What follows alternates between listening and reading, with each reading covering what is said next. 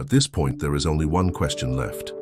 What is the total bill? Not by region, not by ideology, not by promises, one number. To answer it, we combine everything established so far. The hectares required, the biome mix, the buffered costs. We do not assume perfect efficiency. We do not assume political harmony. We assume friction. From the global land analysis, restoring Earth at climate-relevant scale requires approximately 1 to 1.2 billion hectares of active regeneration. Not new land, not seized land. Existing degraded land.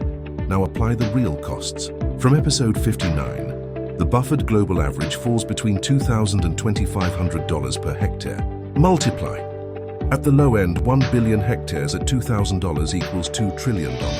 At the upper bound, 1.2 billion hectares at $2,500 equals $3 trillion.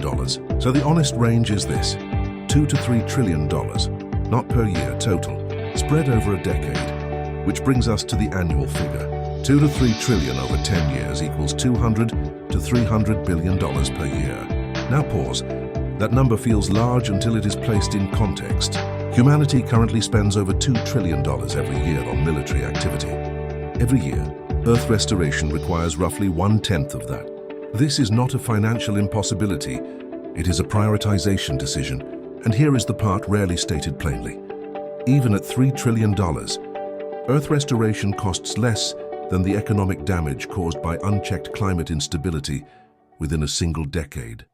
This is not charity.